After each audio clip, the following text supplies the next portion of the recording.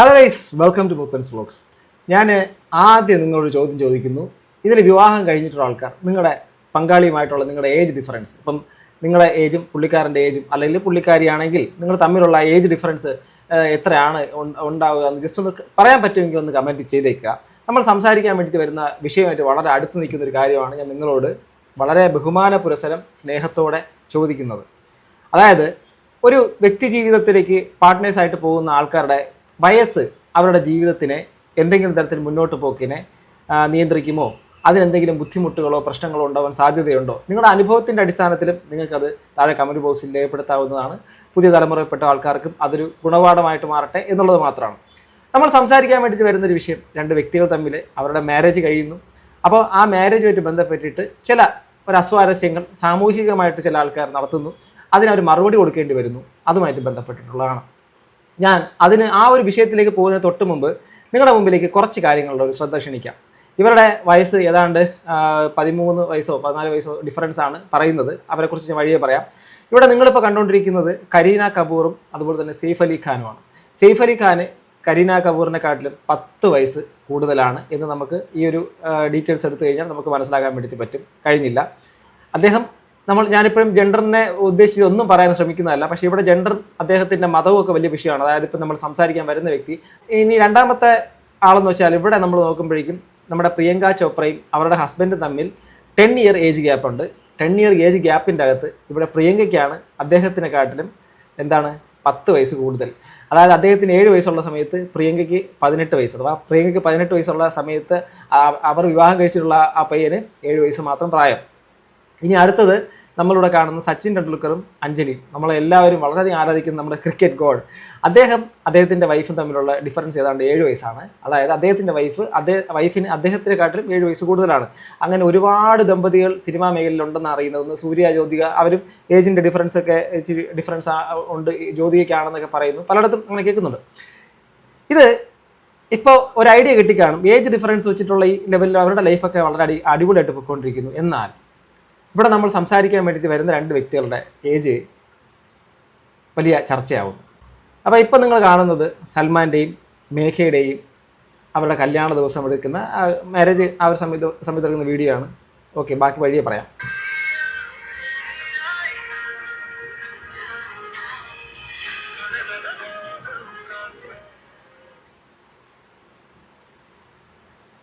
അപ്പോൾ സത്യം പറഞ്ഞാൽ എന്ത് നല്ല കപ്പിൾ, വളരെ നമുക്ക് നല്ല രീതിയിൽ നല്ല ക്യൂട്ടായിട്ടുള്ള കപ്പിൾ അല്ലേ? അതിനപ്പുറത്തൊന്നും പറയാനില്ല. അവർ നന്നായിട്ട് ജീവിക്കട്ടെ, നമുക്ക് ഈ നിമിഷം ആശംസിക്കാം എന്നുള്ളതാണ് നമുക്ക് ചെയ്യാൻ വേണ്ടി പറ്റുന്ന ഏറ്റവും വലിയ കാര്യം. ഇനി അതിൻ്റെ ക്രൂരത പിന്നാലെ പറയാം. ഓക്കെ, ഇനി നമുക്ക് ഇവരുടെ ഈ കമൻറ്റ് ബോക്സിൻ്റെ അകത്ത് ഒരു കമൻറ്റാണ് നിങ്ങൾ കാണുന്ന ഈ comment. Happy for this couple but 33 and 19. അതാണ് വിഷമം. കമൻറ്റ് ഇട്ട ആളിൻ്റെ വിഷമം അവരുടെ ഏജാണ്. ആ കുട്ടിക്ക് 19 അതുപോലെ തന്നെ അദ്ദേഹത്തിന് 33 വയസ്സൊന്നാണ്. രണ്ടുപേരും അഭിനയ മേഖലയിൽ നിൽക്കുന്നവരാണ്. അപ്പം ഈ അഭിനയ മേഖലയിൽ നിൽക്കുന്നവരായതുകൊണ്ട് തന്നെ ഒരു സെയിം പ്രൊഫഷനാണ് ആ കുട്ടി. ഇപ്പോൾ നമുക്ക് സ്വാഭാവികമായിട്ട് നോക്കും 19 വയസ്സല്ലേ ഉള്ളൂ, പഠിച്ചുകൂടെ മോളെ. അപ്പോൾ ആ കുട്ടി അവരുടെ ജോലി സിനിമയും അല്ലെങ്കിൽ സീരിയലും ഒക്കെ ആയിട്ടാണ്, ടെലിവിഷനുമായിട്ട് ബന്ധപ്പെട്ടിട്ടാണ്. അവിടെ തന്നെ നല്ല രീതിയിൽ അഭിനയിക്കുന്ന കൂടെ അവർക്ക് ഭയങ്കരമായിട്ട് ക്രൈസും ക്രഷും തോന്നിയിട്ടുള്ള ഒരാളെ ഇഷ്ടമാണെന്ന് അങ്ങോട്ട് പറയുകയും അയാളോട് അത് ബാക്കി പിന്നാലെ കാണിക്കാം. ഇവിടുത്തെ കമൻറ്റ്, ഈ പറഞ്ഞ കമൻറ്റിൻ്റെ താഴെ കുറച്ച് കഴിയുമ്പോൾ മനസ്സിലായിക്കോളും പെണ്ണിന് പുതുമോടിയല്ലേ ലൈഫ് ലോങ് എന്ന്. പുതുമോടിയല്ല ലൈഫ് ലോങ് എന്ന്. അതായത് ഇപ്പോൾ കല്യാണം കഴിഞ്ഞിട്ടേ ഉള്ളൂ, കുറച്ച് ദിവസം കഴിയുമ്പോൾ ഇവൾ അനുഭവിക്കും എന്നുള്ളതാണ് ഒരു മാതിരി ശാപവാക്ക് പോലെ ഇവിടെ പറഞ്ഞേക്കുന്നത്. ബട്ട് ഇവിടെ ഈ കമൻറ്റ് ബോക്സിൻ്റെ അകത്ത് ഒരുപാട് പേര് പല അഭിപ്രായങ്ങളിലും വ്യത്യാസം പറയുന്നുണ്ട്. അതായത് ഫഹദ് ഫാസിലും നസ്രിയും കല്യാണം കഴിഞ്ഞു. ആ ഫഹദ് ഫാസിലിൻ്റെയും നസ്രിയുടെയും കല്യാണം കഴിഞ്ഞ സമയത്തും ഇതുപോലെ തന്നെയാണ് ആൾക്കാർ അവരെയും പറഞ്ഞിരുന്നത്. വളരെ സന്തോഷത്തോടുകൂടി അവർ ജീവിക്കുന്നു എന്നുള്ള അടക്കം ആൾക്കാർ പറയുന്നു, നല്ല നല്ല മനസ്സുള്ള ആൾക്കാർ. എന്നാൽ അവരതിന് മറുപടി അവർ തന്നെ കൊടുക്കുന്നു. ഈ ദ സൽമാൻ ഒഫീഷ്യൽ അദ്ദേഹം തന്നെ മറുപടി കൊടുക്കുന്നു. ഡിയർ വെൽ വിഷേഴ്സ്, അവളുടെ അച്ഛൻ മാരേജ് ടൈം വന്നു. അതായത് വീട്ടുകാരുടെ സമ്മതപ്രകാരം അല്ലാത്ത രീതിയിലല്ല, വീട്ടുകാരുടെ സമ്മതത്തോടെ അവളുടെ അച്ഛൻ മാരേജിന് വന്നിരുന്നു. മൈ മോം വിളിച്ച് ആയിട്ടൊക്കെ ഉണ്ട്. എൻ്റെ അമ്മ ചെറിയൊരു സ്വാഭാവികമായിട്ടൊരു പ്രശ്നങ്ങളൊക്കെ ചെറുതായിട്ടൊക്കെ വരുമല്ലോ. ഈ കുട്ടി ഹിന്ദു എന്നാണ് മനസ്സിലാക്കാൻ കഴിയുന്നത്, അല്ലെങ്കിൽ എന്നെ തിരുത്തണം. മേഘ അതുപോലെ തന്നെ സൽമാൻ ഒരു ഇന്റർ റിലീജിയസ് മാരേജ് ആണെന്നാണ് ഞാൻ വിശ്വസിക്കുന്നത്. അല്ല എങ്കിൽ നിങ്ങൾ തിരുത്തണം, ഞാനത് തിരുത്താം. ഓക്കെ, അപ്പം അങ്ങനെയാണ് മനസ്സിലാക്കുന്നത്. അപ്പോൾ ആ ഒരു ഇതും ഏജും അതുപോലെ തന്നെ മതവും ഒക്കെയാണ് ആൾക്കാർ ചൂണ്ടിക്കാണിക്കുന്ന പ്രശ്നം. അപ്പോൾ ആ കുട്ടിയുടെ അമ്മയെ വിളിച്ച് സെറ്റാക്കിയിട്ടുണ്ട്. മൈമോം എൻ്റെ അമ്മയെ വിളിച്ച് സെറ്റാക്കി ആയിക്കോട്ട് ഇരിക്കുന്നു. നിങ്ങളിവിടെ കിടന്ന് ദയവ് ചെയ്ത് അടി കൂടല്ലേ. അവരുടെ ലൈഫാണ്, പക്ഷെ അടി കൂടുന്നത് ഇവരാണ്. ആരൊക്കെയോ സ്ക്രീൻഷോട്ട് എടുത്ത് വീട്ടിൽ അയച്ചു കൊടുക്കുമ്പോൾ വീട്ടുകാർക്ക് വെറുതെ ടെൻഷൻ ആവുന്നു. ഈ പറഞ്ഞ ആൾക്കാർ ഉപകാരം ചെയ്തിട്ടില്ല എങ്കിലും ലൈഫിൽ ഉപദ്രവം ചെയ്യുന്ന ആൾക്കാരെ കുറിച്ച് അദ്ദേഹം പറയുന്നത്, ഞങ്ങൾ നന്നായി ജീവിച്ചോളാം, പറ്റുമെങ്കിൽ പ്രേ ഫോർ അസ്, അല്ലേ leave us please. Thanks and love to all. അവരോട് നന്ദിയും പറയുന്നു. നിങ്ങൾ എന്നെ പറ്റുമെങ്കിൽ നിങ്ങൾ പ്രേ ചെയ്തോളൂ, അഥവാ നിങ്ങൾ പ്രെയർ ചെയ്തോളൂ, പ്രാർത്ഥിക്കൂ നമുക്ക് വേണ്ടി, അതർവൈസ് ഞങ്ങളെ വെറുതെ വിട്ടേക്കുമെന്ന് അദ്ദേഹം വളരെ മാന്യമായ ഭാഷയിൽ അദ്ദേഹം പറയുന്നു. ഈ പയ്യൻ്റെ ഞാൻ വേറൊന്നും കൊണ്ടല്ല, ഇതാണ് ആ പയ്യൻ.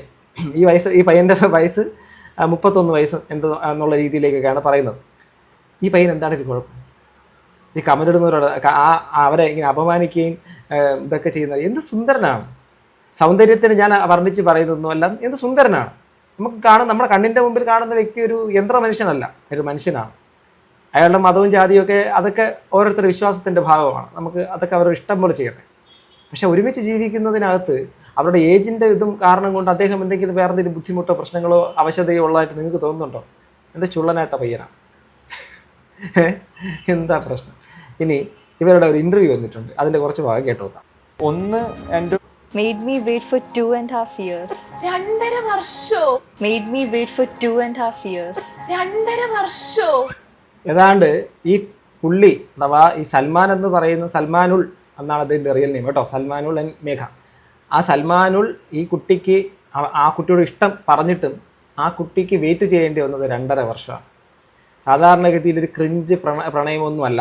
ആ പയ്യൻ്റെ സംസാരത്തിൽ തന്നെ നല്ല പക്വതയുണ്ട്, വളരെ മാന്യമായ രീതിയിലുള്ള സംസാരം. അയാൾക്ക് എല്ലാ കാര്യങ്ങളെയും മനസ്സിലാക്കാൻ അനലൈസ് ചെയ്യാനുള്ള ഇതൊക്കെ പറയാം. പിന്നെ ഇതിന് ശേഷം കാണാം എന്ന് പറയുന്നവരോട് ഒരാളുടെ ലൈഫ് കല്യാണ ദിവസം ഇതൊക്കെ ആരതി ഒഴിഞ്ഞും അതുപോലെ തന്നെ താലി ഒക്കെ ഇട്ട് കൊടുക്കുന്ന സമയത്തും അല്ലെങ്കിൽ എല്ലാ ചടങ്ങുകളോടും കല്യാണം നടക്കുന്ന സമയത്തും ഒരാളും അടുത്ത ദിവസം ഡിവോഴ്സ് കഴിക്കുന്ന കാര്യത്തെക്കുറിച്ച് ചിന്തിക്കുകയോ പിന്നീടുണ്ടാകുന്ന അനാവശ്യ പ്രശ്നങ്ങളെക്കുറിച്ച് ചിന്തിക്കുകയില്ല.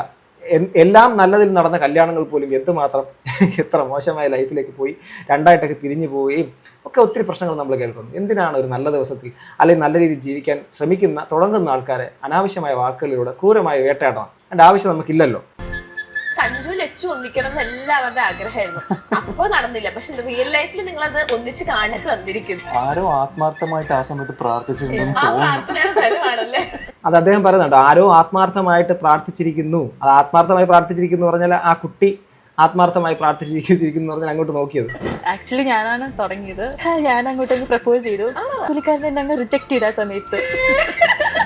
അതായത് ആ കുട്ടിക്ക്, മേഘ എന്ന് പറയുന്ന ആ കുട്ടിക്ക് ആ പുള്ളിയോട് ഇഷ്ടം തോന്നുകയും അയാളോട് സ്വാഭാവികമായിട്ടും ഇഷ്ടം തുറന്ന് പറയണമല്ലോ, ആ തുറന്ന് പറയുകയും ചെയ്ത് പുള്ളി അത് റിജക്റ്റ് ചെയ്തു.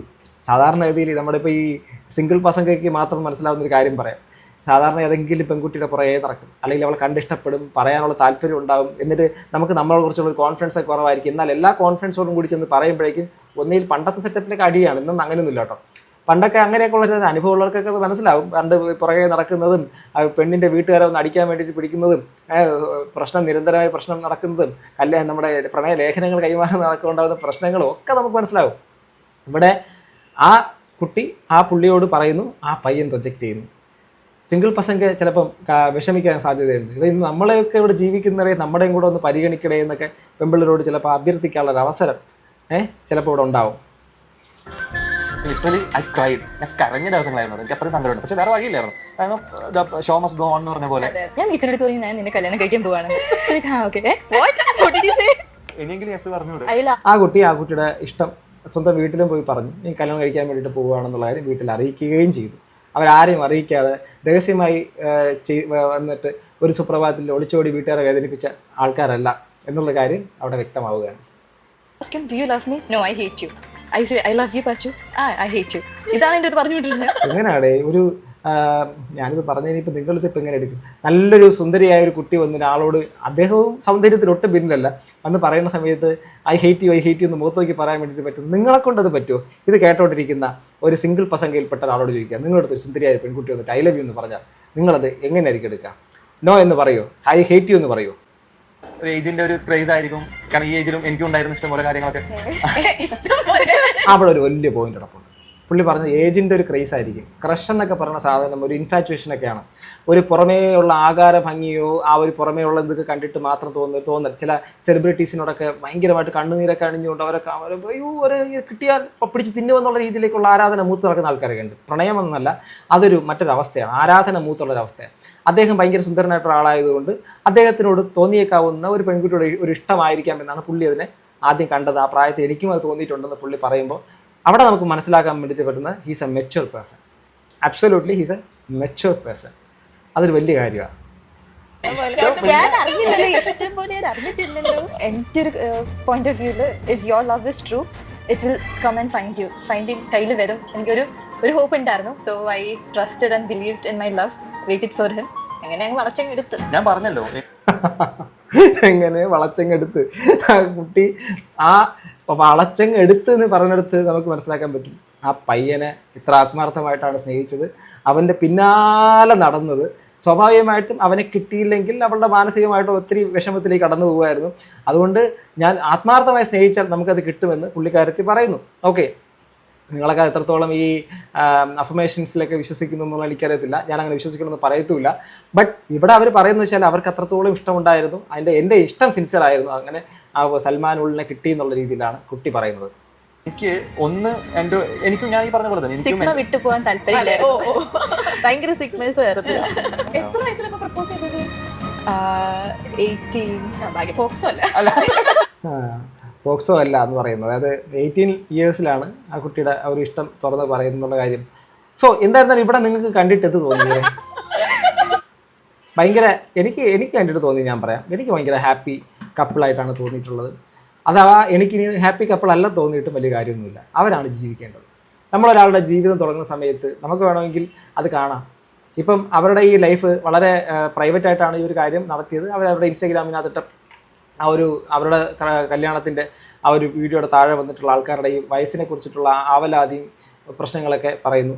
എന്താണ് അതിനകത്ത് അദ്ദേഹത്തിനുള്ള പ്രശ്നമൊന്നും മനസ്സിലാവുന്നില്ല. അവിടെ ആണായിക്കോട്ടെ പെണ്ണായിക്കോട്ടെ, നിങ്ങൾക്ക് ഒരുമിച്ച് ജീവിക്കാൻ വേണ്ടിയിട്ട് ശരിക്കും പ്രായം ഒരു ഘടകമാകുമോ ഇല്ലയോ എന്നുള്ള കാര്യം എനിക്ക് മനസ്സിലാവുന്നില്ല. ഇനി ഒരു സ്ത്രീയുടെയും പുരുഷൻ്റെയും ഡയമെൻഷനിൽ നിന്ന് എടുത്തു കഴിഞ്ഞാൽ എന്താ ഒരു ആർത്തവിരാമം വരെ ഒരു സ്ത്രീക്ക് ഫെർട്ടിലൈസ് ചെയ്യുക, അഥവാ ഒരു കുഞ്ഞിന് ജന്മം കൊടുക്കാൻ വേണ്ടിയിട്ട് കഴിയും. അതിനുശേഷം മറ്റു ഓപ്ഷൻസൊക്കെ ഉണ്ടെങ്കിലും അങ്ങനെ സെൽഫായിട്ട് നടക്കാനുള്ള സാധ്യതകളൊന്നുമില്ല. അതുപോലെ തന്നെ പുരുഷനെ സംബന്ധിച്ചിടത്തോളം അയാളുടെ ഒരു ഏജ് അത് എന്താ പറയുക, ഇങ്ങനെ ഒരു സ്ത്രീയുടെ ഒരു അവസ്ഥയിലേക്ക് പോലും അത്രത്തോളൊന്നും വരത്തുന്നില്ല. ഫഹദിൻ്റെയും നസ്രിയുടെയും കാര്യം പോലെ, കരീന കപൂറിൻ്റെയും സെയ്ഫ് അലി ഖാൻ്റെയും കാര്യം പോലെ, സച്ചിൻ ടെണ്ടുൽക്കറിൻ്റെയും അതുപോലെ തന്നെ അഞ്ജലിയുടെയും കാര്യം പോലെ, ഡോക്ടർ അഞ്ജലിയുടെയും കാര്യം പോലെ അവരുടെ ലൈഫിനെ ഡിസൈഡ് ചെയ്യുന്ന ഫാക്ടർ എന്ന് വെച്ചാൽ അവരുടെ ഇൻസൈഡ് ഹാപ്പിനെസ്സാണ്. ഓരോ വ്യക്തികളുടെ ലൈഫിനെ ഡിസൈഡ് ചെയ്യുന്നത് ഇൻസൈഡായിട്ട് അവർക്ക് അങ്ങോട്ടും ഇങ്ങോട്ടും അണ്ടർസ്റ്റാൻഡ് ചെയ്യാൻ വേണ്ടിയിട്ട് പറ്റുന്ന സമയങ്ങളിലാണ്. ഇവരേതാണ്ട് കുറച്ച് ഒന്നോ രണ്ടോ വർഷത്തോളം പ്രണയത്തിലേക്ക് എത്തിയതിന് ശേഷം മാത്രം അവർ വിവാഹത്തിലേക്ക് എത്തി. ഈ ദിവസങ്ങൾ കൊണ്ട് സ്വാഭാവികമായിട്ടും അവർക്കുള്ളിലുണ്ടാകുന്ന എല്ലാ കാര്യങ്ങളും ഇമോഷൻസും അങ്ങോട്ടും ഇങ്ങോട്ടും ഷെയർ ചെയ്യാനും ഒക്കെ പറയാനും പറ്റിയിരിക്കും. സ്വാഭാവികമായിട്ടും നമ്മളൊരു റിലീജിയസ് പശ്ചാത്തലത്തിലുള്ള ആൾക്കാരാണെങ്കിൽ അവരുടെ ഫാമിലി മെമ്പേഴ്സ് സ്വാഭാവികമായിട്ട് അത് എതിർക്കും. പിന്നെ അതിതീവ്രമായിട്ടുള്ള ചില മത ടീംസൊക്കെ ആണെങ്കിൽ ഇതിനെ വെച്ചിട്ട് വേണമെങ്കിൽ ഇത് മറ്റേ ടീമാണ്, ഇവളെ കല്യാണം കഴിച്ചുകൊണ്ട് പോയിട്ട് അവൻ്റെ ഉദ്ദേശം മറ്റ് വേറെന്തൊക്കെയാണ് എന്നൊക്കെ പറഞ്ഞിട്ട് അനാവശ്യം പറയാനും വരും. പക്ഷേ പ്രണയം സാർവത്രികമാണ്, പ്രണയത്തിന് കണ്ണില്ല മൂക്കില്ല എന്നുള്ള സംഭവത്തിന് നമുക്കെല്ലാവർക്കും നമ്മളെല്ലാവരും പ്രൈം വിറ്റ്നസ്സാണ്. നമ്മുടെ സമൂഹത്തിൽ നടക്കുന്നൊരു കാര്യമാണ്. അവരുടെ ലൈഫിലെ ഏറ്റവും നല്ല മൊമെൻറ്റിൽ നമുക്ക് പറയാൻ വേണ്ടിയിട്ട് വരുന്ന ഒരൊറ്റ കാര്യമുള്ളൂ, wish you all the very best, അല്ലെങ്കിൽ കൺഗ്രാറ്റ്സ്, അല്ലെങ്കിൽ നിങ്ങളുടെ ദീർഘസുമംഗലി ഭവ എന്ന കുട്ടിയോടും പറയാം, അദ്ദേഹത്തിനോട് ദീർഘായുഷ്മാൻ ഭവ എന്ന് അദ്ദേഹത്തിനോടും പറയാം. അങ്ങനെ അവർ ജീവിതം വളരെ നന്നായിട്ട് പോകട്ടെ എന്നുള്ളതാണ്. നമ്മുടെ കുടുംബ കോടതികളുടെ മുമ്പിൽ, അതുപോലെ തന്നെ ചില വീടുകളിലേക്ക് മുമ്പിൽ സന്ധ്യ സമയത്ത് നമ്മൾ പോയി കഴിഞ്ഞാൽ ഉണ്ടാകുന്ന അടിപിടി ബഹളം, ഇവരെല്ലാവരും ഒരു സമയത്ത് അഗ്നിസാക്ഷിയായിട്ടും അല്ലാതെ ഈ ആചാരപ്രകാരമൊക്കെ വിവാഹം കഴിച്ച ആൾക്കാരായിരിക്കും, കുടുംബങ്ങളും എല്ലാം ചേർത്ത് വെച്ചതായിരിക്കാം. പക്ഷേ എന്തായിരിക്കും കുറേ കാലം കഴിയുമ്പോൾ അവരുടെ സ്വഭാവങ്ങളൊക്കെ മാറ്റം വരുന്നു തുടങ്ങി. അത് പലതും പ്രശ്നങ്ങളായി രണ്ടു വഴിക്ക് പോകുന്നതിനെക്കാട്ടിലും ഇഷ്ടപ്പെട്ട ജീവിതങ്ങൾ ഇഷ്ടപ്പെട്ട് ജീവിക്കട്ടെ. അഥവാ അവർക്കൊരു ഒരു സമയത്ത് താല്പര്യമുണ്ടെങ്കിൽ മുന്നോട്ട് പോട്ടെ, താല്പര്യം രണ്ടു വഴിക്ക് പോട്ടെ. അതൊക്കെ അവരുടെ വ്യക്തിപരമായ കാര്യം. നമ്മളതിനെ ആലോചിച്ച് ബോധം ചെയ്ത് വിഷമിച്ചേണ്ട ഒരു കാര്യവുമില്ല. എനിക്കിപ്പം ഇവരോട് പറയാനുള്ളത് ഞാൻ പറഞ്ഞത് ഒരു ആൾ ദ വെരി ബെസ്റ്റ് പറയാം, നന്നായിട്ട് ജീവിക്കട്ടെ എന്ന് പറയാം. അല്ലാതെ ഏജ് എന്നുള്ളൊരു സാധനം ഏജ് ഡസൻ മാറ്റർ. പിന്നെ പറയാൻ ഉദ്ദേശിക്കുന്നത് വെച്ചാൽ അദ്ദേഹത്തിന് ഇനി പറയാൻ ഉദ്ദേശിക്കുന്നവരുടെ മൈൻഡ് സെറ്റ് വെച്ച് പറയാം. അതായത് ഇപ്പം ഈ ഒരു 30-32 വയസ്സൊന്നും ആയി, ഇനി ഒരു 15 വർഷം കഴിഞ്ഞാൽ അദ്ദേഹത്തിൻ്റെ ഒരു 40, 45, 48, 50 വയസ്സാവും. ആ കുട്ടിക്ക് ഒരു ചെറിയ നല്ല പ്രായമാവും, യൗവനയുക്തയൊക്കെ ആവുന്ന സമയമാണ്. അപ്പം ആ കുട്ടി ചിലപ്പോൾ ആ കുട്ടിക്ക് ഇയാളുടെ കഴിവ് കുറയും. അങ്ങനെയൊക്കെ ഉള്ളൊരു സംഭവമാണ്. ഈ പറയുന്ന ആൾക്കാരുടെ ഒരു കാര്യം, ഞാൻ അവരൊക്കെ 100 വാട്ട്സ് കുതിരശേഷി കൊണ്ട് നടക്കുന്ന, അല്ലെങ്കിൽ 1000 കുതിരശേഷി കൊണ്ട് നടക്കുന്ന ആൾക്കാരാണോ എന്നുള്ള കാര്യത്തിന്, മുസ്ലിം പവർ കൊണ്ട് നടക്കുന്ന ആൾക്കാരാണോ എന്ന് എനിക്കറിയത്തില്ല. എന്തായാലും മനുഷ്യനാണെങ്കിൽ ഈ ജീവിതത്തിൻ്റെ അകത്ത് ചില കാര്യങ്ങളൊക്കെ ഉണ്ടാകുമെങ്കിലും അത് മാത്രമല്ല ലൈഫ് എന്നുള്ള കാര്യം കൂടെ എനിക്കിവിടെ പറയാനുള്ളത്. കാരണം ഞാൻ കുടുംബമായിട്ട് ജീവിക്കുന്ന ആളാണ്. സോ ഞാൻ തുടക്കത്തിൽ ചോദിച്ച ചോദ്യം നിങ്ങൾ വീണ്ടും ആവർത്തിക്കുന്നു. നിങ്ങളുടെ പങ്കാളിയുടെ തമ്മിലുള്ള ഏജ് ഡിഫറൻസ് എത്രയാണ്? അത് കാരണം നിങ്ങളുടെ ജീവിതത്തിൽ എന്തെങ്കിലും പ്രശ്നമുണ്ടോ, അതോ വളരെ സന്തുഷ്ടമായ ജീവിതത്തിലാണ് നിങ്ങൾ പോകുന്നത്? എന്തുണ്ടെങ്കിലും താഴെ കമന്റ് ബോക്സ് ചെയ്യപ്പെടുത്തുക. വേറെ ഒന്നും കൊണ്ടല്ല, ജെൻസി കാറ്റഗറിയാണ്, അടുത്ത തലമുറയാണ്. അവർക്ക് നിങ്ങളുടെ അനുഭവങ്ങൾ പങ്കുവെച്ചാൽ അവരത് കാണുമെങ്കിൽ അവരുടെ ലൈഫിനാക്കി ഒരുപാട് ഉപകാരപ്പെടും എന്നുള്ളതുകൊണ്ട് മാത്രമാണ്. അടുത്തൊരു വീഡിയോ വീണ്ടും കാണുന്നത് ഗൈസ്. ബൈ.